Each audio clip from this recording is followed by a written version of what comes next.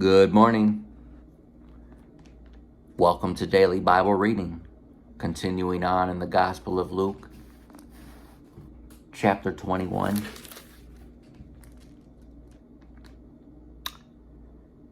While Jesus was in the temple, he watched the rich people dropping their gifts in the collection box.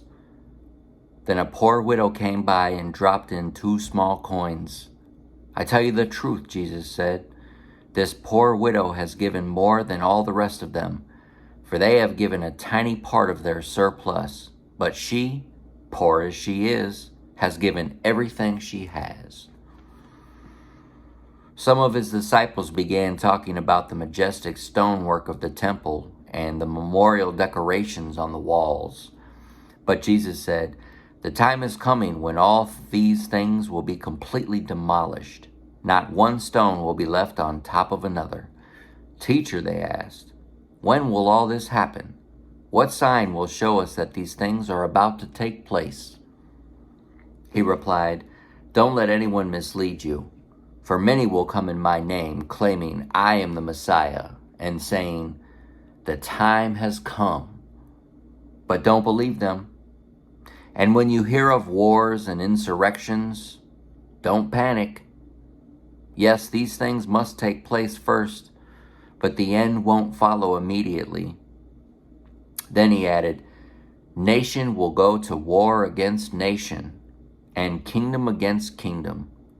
There will be great earthquakes, and there will be famines and plagues in many lands. And there will be terrifying things and great miraculous signs from heaven. But before all this occurs, there will be a time of great persecution. You will be dragged into synagogues and prisons, and you will stand trial before kings and governors because you are my followers. But this will be your opportunity to tell them about me.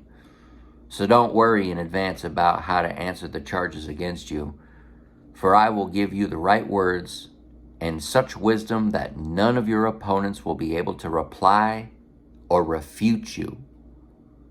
Even those closest to you, your parents, brothers, relatives, and friends, will betray you. They will even kill some of you, and everyone will hate you because you are my followers. But not a hair on your head will perish. By standing firm, you will win your souls. And when you see Jerusalem surrounded by armies, then you will know that the time of its destruction has arrived. Then those in Judea must flee to the hills. Those in Jerusalem must get out, and those out in the country should not return to the city. For those will be the days of God's vengeance, and the prophetic words of the scriptures will be fulfilled. How terrible it will be for pregnant women and for nursing mothers in those days. For there will be disaster in the land and great anguish against this people. They will be killed by the sword and sent away as captives to all the nations of the world. And Jerusalem will be trampled down by the Gentiles until the period of the Gentiles comes to an end. And there will be strange signs in the sun, moon, and stars. And here on earth the nations will be in turmoil, perplexed by the roaring seas and strange tides. People will be terrified at what they see coming upon the earth, for the powers in the heavens will be shaken.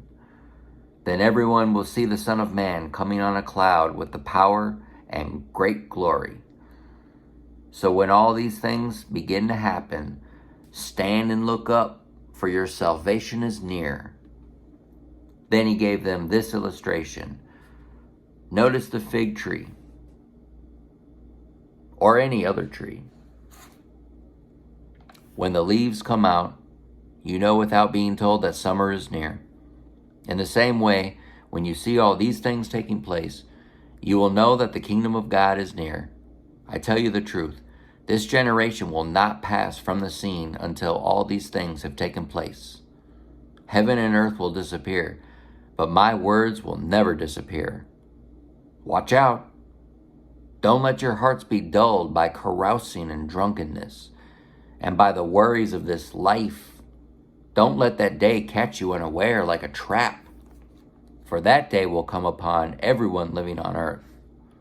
Keep alert at all times, and pray that you might be strong enough to escape these coming horrors and stand before the Son of Man.